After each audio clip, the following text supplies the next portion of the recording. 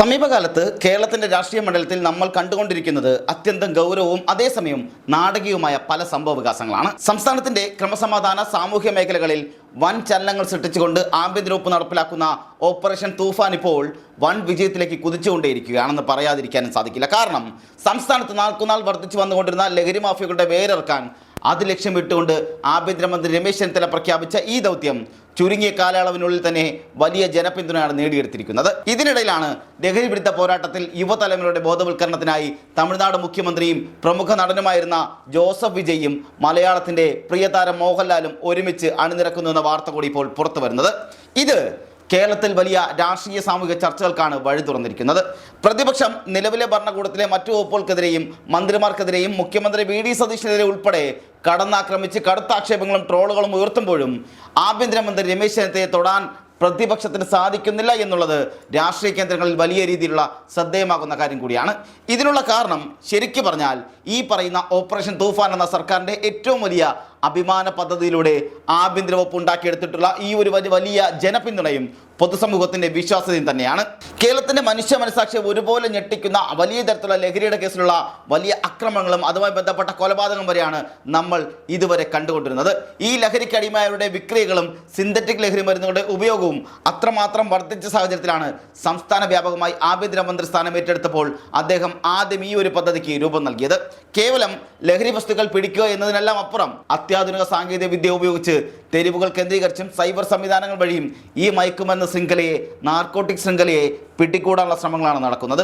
മുമ്പ് രമേശ് ചെന്നിത്തല നടപ്പാക്കിയ കേരളത്തിലെ ഒരു ആഭ്യന്തരമന്ത്രി നടപ്പാക്കാത്ത കാര്യമായിരുന്നു കള്ളപ്പണക്കാർക്കും വട്ടിപ്പലിശക്കാർക്കും ബ്ലേഡ് മാഫിയകൾക്കുമെതിരെയുള്ള ഓപ്പറേഷൻ കുബേരയ്ക്ക് സമാനമായ വളരെ ആസൂത്രിതമായ ഒരു അന്വേഷണമാണ് ഇപ്പോൾ തൂഫാനിലൂടെ ലഹരി സംഘത്തിലെ നടന്നുകൊണ്ടിരിക്കുന്നത് കൂടി വ്യക്തമാണ്. ഒരു മാധ്യമ പ്രവർത്തനം എന്ന നിലയിൽ എനിക്ക് തോന്നുന്നത്, അല്ലെങ്കിൽ അത് മനസ്സിലാക്കാൻ സാധിക്കുന്നത്, ഓപ്പറേഷൻ തൂഫാൻ സാധാരണക്കാരായ ജനങ്ങളുടെ ജീവിതത്തിൽ ഒരു വലിയ സ്വാധീനമാണ് ഉണ്ടാക്കുന്നത്. വെറുതെ നമ്മൾ പറയുന്ന പോലെ ഇത്ര കേസ് പിടിച്ചു, ഇത്ര കോടി രൂപ മരുന്ന് പിടിച്ചു എന്നതിനെല്ലാം അപ്പുറത്തേക്ക് ഇത്രയധികം കേസുകൾ പിടിക്കപ്പെടുകയും സിന്തറ്റിക് ഡ്രഗുകൾ പിടിക്കപ്പെടുകയും ചെയ്യുമ്പോൾ ഇത് ഗ്രൗണ്ട് റിയാലിറ്റിയിൽ എങ്ങനെയാണ് റിഫ്ലക്ട് ചെയ്യുക എന്നുകൂടി നമ്മൾ ആലോചിക്കണം. അല്ലെങ്കിൽ അത് എത്രമാത്രം പ്രതിഫലിക്കുന്നു എന്നുകൂടി നമ്മൾ ആലോചിച്ച് നോക്കണം. ഇവിടെ ആശങ്ക ഉണർത്തുന്ന ഒരു വസ്തുത എന്തെന്ന് വെച്ചാൽ ലഹരി വിതരണത്തിൽ കാരിയേഴ്സായി പെൺകുട്ടികളും കോളേജ് വിദ്യാർത്ഥികളും ടീനേജും ഒക്കെ കൂടുതൽ നടക്കുന്നു എന്നുള്ളതാണ് എടുത്തു പറയേണ്ടത്. ഒരു മാസം കൊച്ചിയിൽ വന്ന് ജോലി ചെയ്യുന്ന ഒരു പെൺകുട്ടിക്ക് ഒരു മാസം കൊണ്ട് കിട്ടുന്ന പൈസയുടെ 10 ഇരട്ടിയായിരിക്കും ചിലപ്പോൾ ഒരൊറ്റ തവണ കാരിയറായി പ്രവർത്തിച്ചാൽ കിട്ടുന്നത് എന്നുള്ളതും ഇതിലൊരു വലിയ ഘടകം കൂടിയാണ്. ഈ വൻ സാമ്പത്തിക ലാഭം യുവാക്കളെ ഇതിലേക്ക് കൂടുതലായി എത്തിക്കുകയും ചെയ്യുന്നു. പലരും ഈ ലഹരിക്ക് അടിമകളായി കാരിയേഴ്സായി മാറുകയുമാണ്. ആരും ചർച്ച ചെയ്യാൻ മടിക്കുന്ന, എന്നാൽ സമൂഹത്തിൽ എല്ലാവർക്കും മനസ്സിലാകുന്ന ഒരു കാര്യമുണ്ട്. ഈ മയക്കുമരുന്നെന്ന് പറയുമ്പോൾ സാമ്പത്തിക ലാഭം അതിൽ വരുന്നുണ്ട് എന്നുള്ളത്. ലഹരി ആസ്വദിക്കുന്നു, ഒപ്പം ഇതിനോടൊപ്പം സെക്സ് ചേരുന്നു, ഒപ്പം ഇതൊക്കെ സമ്മേളിച്ച് കഴിയുമ്പോൾ ഒരു ഭാഗത്ത് അല്ലെങ്കിൽ ഒരു മറുഭാഗത്ത് ഒരു വലിയ രീതിയിലുള്ള വയലൻസ് സംഭവിക്കുന്നു. പെൺകുട്ടികൾ ഈ MDMA പിടിക്കപ്പെടുമ്പോൾ അവരൊരു കൂസലുമില്ലാതെ പോലീസിൻ്റെ കൂടെ ഇറങ്ങിപ്പോകുന്ന കാഴ്ച വലിയ ആശങ്കയാണ് ഉണ്ടാക്കുന്നത്. അങ്ങനെയുള്ള നിരവധി വീഡിയോകൾ നമ്മൾ കഴിഞ്ഞ ദിവസങ്ങളിലെല്ലാം മാധ്യമങ്ങളിലൂടെ കണ്ടിട്ടുള്ളതുമാണ്. ഇവർക്ക് വലിയ പിൻബലം നൽകുന്ന ഒരു ഘടകം കൂടിയുണ്ട്. ഇതിൽ നിന്ന് ലഭിക്കുന്ന വലിയ സാമ്പത്തിക ലാഭവും ഇവരുടെ പിന്നിൽ പ്രവർത്തിക്കുന്ന ചെയിനുകളുമാണ്. അവരവിടെ തുടർന്ന് അവർക്കതിൽ നിന്ന് പിന്തിരിഞ്ഞ് നടക്കാൻ കഴിയാതെ വരുന്നു. അതായത് അവരെ പിന്തുടർന്ന് അവർക്ക് വേണ്ടി എല്ലാ കാര്യങ്ങളും ചെയ്തു കൊടുക്കുകയും ഭീഷണിപ്പെടുത്തുകയും വരെ ചെയ്യുമ്പോൾ പിന്നീട് അവർക്ക് അതിൽ നിന്നും പിന്തിരിഞ്ഞു പോകാൻ കഴിയാത്ത സാഹചര്യം ഉണ്ടാകുന്നു. ആ ഗ്രൂപ്പിൻ്റെ ഭാഗമായി മാറുകയും ചെയ്യുന്നു. അത് പൊട്ടിച്ചിറങ്ങിയാൽ കുരുക്കിൽപ്പെടുമെന്ന അവസ്ഥ വരുമ്പോൾ അവർ ആ സൊസൈറ്റിയിൽ നിന്ന് തന്നെ അവിടെ തന്നെ നിൽക്കാൻ നിർബന്ധരമാകുന്നു. ഇവിടെ MDMA, മെത്താഫെറ്റമിൻ, LSD, ചരസ്, അതുപോലെ തന്നെ പല പേരുകൾ അറിയപ്പെടുന്ന ഇപ്പം സ്മൈലി, സ്മോക്കി എന്നൊക്കെ പറയുന്ന ഇത്തരം വസ്തുക്കൾ എയർപോർട്ട് കേന്ദ്രീകരിച്ചും വീടുകളിൽ നിന്നും പിടിക്കപ്പെടുന്നു എന്നത് വലിയ ആശങ്കയാണ്. ഇത്തരത്തിലൊരു ഓപ്പറേഷൻ നടത്തുകയാണെങ്കിൽ ബേസിക്കലി കേരളത്തിൽ ഗുണ്ടാ സംഘങ്ങളുടെ വലിയ ആക്രമണങ്ങൾ, കൊലപാതകങ്ങൾ എന്നിവയിലൊക്കെ വലിയ കുറവ് വരുമെന്ന കാര്യം ഉറപ്പ് തന്നെയാണ്. കാരണം ഈ ലഹരിക്ക് അടിമപ്പെട്ടവർക്കാണ് ഇത്തരത്തിലുള്ള ചിന്താഗതികൾ കൂടുതലായി ഉണ്ടാകുന്നത്. സാധാരണ മാനസികാവസ്ഥയിൽ ഒരാളോട് എതിർപ്പോ വൈരാഗ്യമുള്ള വ്യക്തിക്ക് ആക്രമിക്കാൻ തോന്നിയാൽ തന്നെ വേണ്ട എന്ന് ചിന്തിക്കാൻ സാധിക്കും. പക്ഷേ ഇത്തരം ലഹരി തലയ്ക്ക് പിടിച്ചു കഴിയുമ്പോൾ അവൻ ഉന്നം വയ്ക്കുന്ന കാര്യത്തിലേക്ക് അവൻ എത്തപ്പെടുക തന്നെ ചെയ്യും, അത് നടത്തുകയും ചെയ്യും. അതാണ് ഈ അക്രമവും വയലൻസും കൂടാനുള്ള പ്രധാന കാരണം. മയക്കുമരുന്ന് സംഘങ്ങൾ തമ്മിലുള്ള ഏറ്റുമുട്ടൽ മുതലാണ് പരസ്യമായ വെട്ടിക്കൊലകളും കൊലപാതകങ്ങളും ഒക്കെ നടക്കുന്നത്. അപ്പോൾ ഇതൊരു പരിധിവരെ നിയന്ത്രിച്ചു കഴിഞ്ഞാൽ കേരളത്തിൽ പൊതുവെ ഈ അക്രമ വാർത്തകളിൽ വലിയ തോതിൽ കുറവുണ്ടാവുകയും സ്വസ്ഥതയും സമാധാനവും ഏറെക്കുറെ കൈവരികയും ചെയ്യും. ഇപ്പോൾ തന്നെ അതിൻ്റെ സൂചനകൾ കണ്ടു തുടങ്ങിയിട്ടുമുണ്ട്. കുറച്ചു കാലമായി തീവ്രമായ അക്രമ സ്വഭാവത്തിലുള്ള വാർത്തകളുടെ തള്ളിക്കയറ്റം ഏതാണ്ട് കുറഞ്ഞ അവസ്ഥയിലുണ്ടാകുന്നുണ്ട്. ഇതിൻ്റെ രാഷ്ട്രീയത്തിലേക്ക് കൂടി വന്നാൽ തമിഴ്നാട് മുഖ്യമന്ത്രി ജോസഫ് വിജയ് വി.ഡി. സതീശൻ സർക്കാരിൻ്റെ സത്യപ്രതിജ്ഞയ്ക്ക് വരുമെന്ന സൂചനകൾ ഉണ്ടായിരുന്നുവെങ്കിലും ചില ആശയക്കുഴപ്പങ്ങൾ മൂലം വന്നിരുന്നില്ല. പക്ഷേ ഇപ്പോൾ അദ്ദേഹം വരികയാണെന്നുള്ള വാർത്തയാണ് പുറത്തു വരുന്നത്. മലയാളികളിൽ വലിയൊരു വിഭാഗം വിജയുടെ ഫാനാണ്. ഒരു തമിഴ് സിനിമ റിലീസ് ചെയ്താൽ കേരളത്തിലെ തിയേറ്ററുകൾക്ക് മുമ്പിൽ പാലഭിഷേകം മുതൽ ചെണ്ടമേളങ്ങൾ വരെ നടക്കാറുമുണ്ട്. വിജയ് യുവാക്കളുടെ ഹൃദയങ്ങളിൽ കുടികൊള്ളുന്നൊരു മനുഷ്യൻ കൂടിയാണ്. ആരാണ് ഈ മയക്കുമരുന്നുകളിലേക്ക് കൂടുതൽ പോകുന്നത്? അതും യുവാക്കളാണ്.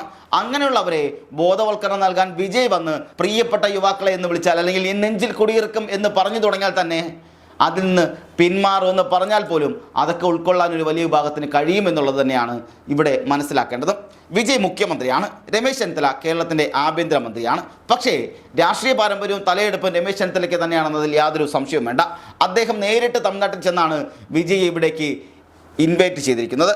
ആ ദൃശ്യങ്ങളൊന്ന് കണ്ടുവരാം, അതിനുശേഷം ബാക്കി പറയാം.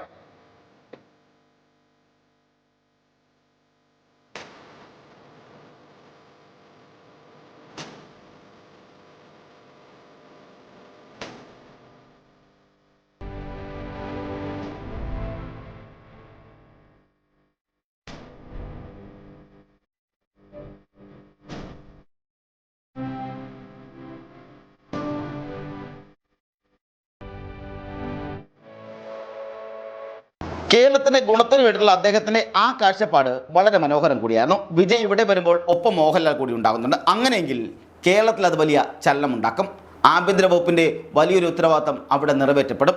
ആഭ്യന്തരമന്ത്രി എന്ന നിലയിൽ രമേശ് ചെന്നിത്തല കേരളത്തിൽ ഭരണം തുടങ്ങിയതിനു ശേഷം മറ്റെല്ലാ വകുപ്പുകൾക്കുമെതിരെ പരാതികളും ട്രോളുകളും വരുമ്പോഴും മുഖ്യമന്ത്രി ഉൾപ്പെടെ പ്രതിപക്ഷം കടന്നാക്രമിക്കുകയും പൂക്കി മുഖ്യനെന്നും യു-ടേൺ മുഖ്യനെന്നൊക്കെ പറഞ്ഞ് കളിയാക്കുമ്പോഴും രമേശ് ചെന്നിത്തലയെ തൊടാൻ പോലും കഴിയാത്തുള്ള കാരണം ഈ ഓപ്പറേഷൻ തൂഫാനിലൂടെ ഉണ്ടാക്കിയെടുത്തിട്ടുള്ള ജനപിന്തുണ തന്നെയാണ്.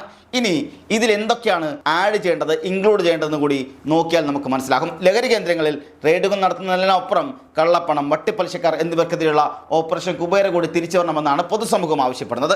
കാരണം അനധികൃത പണമിടപാടുകളും കള്ളപ്പണവുമാണ് ഈ നാർക്കോട്ടിക് ഇടപാടുകൾക്ക് വിനിയോഗിക്കുന്നത് എന്നുള്ളതാണ് പ്രധാനമായ വസ്തുത. അത് തടയിടാൻ കഴിഞ്ഞാൽ വലിയൊരു കാര്യം കൂടിയാകും. പണമിടപാടും തട്ടിപ്പും കാരണം എത്ര പേരാണ് ആത്മഹത്യ ചെയ്യുന്നത്? സാമ്പത്തിക പ്രതിസന്ധി വരുമ്പോൾ ആധാരവും ഡോക്യുമെന്റുകളൊക്കെ പണയം വെച്ച് പൈസ എടുക്കുകയും പിന്നീട് ഭീഷണിയായി ആത്മഹത്യയിലേക്ക് പോവുകയും ചെയ്യുന്നു. ഇത് തന്നെയാണ് മയക്കുമരുന്നിൻ്റെ കാര്യത്തിലും സംഭവിച്ചുകൊണ്ടിരിക്കുന്നത്. ഒരു ചെയിൻ മുറിക്കാൻ അവർക്ക് കഴിയുന്നില്ല. ഇതുകൂടാതെ കേരളം മാത്രം വിചാരിച്ചാൽ, നമ്മുടെ ആഭ്യന്തര വകുപ്പ് മാത്രം വിചാരിച്ചാലും ഇത് പൂർണ്ണമാക്കാൻ കഴിയുകയില്ല. അയൽ സംസ്ഥാനങ്ങളിൽ നിന്നുള്ള സഹകരണം നമുക്ക് അത്യാവശ്യമാണ്. അവിടുന്ന് ഈ ഉൽപ്പന്നങ്ങൾ ഇങ്ങോട്ട് വരുന്നുണ്ട്. ഇതര സംസ്ഥാന തൊഴിലാളികൾക്ക് കൂടുതൽ പുകയില ഉൽപ്പന്നങ്ങളാണ് പെരുമ്പാവൂരിലൊക്കെ കണ്ടതുപോലെ ഇവിടെയും കൊണ്ടുവരുന്നത്. അവർക്ക് വെറും ശിശുക്കൾ മാത്രമാണ്, അതും നിയന്ത്രിക്കപ്പെടണം. ഇതിനെല്ലാം അപ്പുറം സിന്തറ്റിക് ലഹരികൾ വരുന്നത് എയർപോർട്ടുകൾ വഴിയാണ്. എയർപോർട്ടുകൾ കേന്ദ്രീകരിച്ച് കൃത്യമായ സാങ്കേതിക വിദ്യ ഉപയോഗിച്ചുള്ള പരിശോധനാ സംവിധാനം ഏർപ്പെടുത്തുകയും വേണം. ഡൽഹിയിൽ നിന്ന് വരുന്ന വിമാനമാണെങ്കിൽ അവിടെ ചെക്കിംഗ് ഉണ്ടാവണം.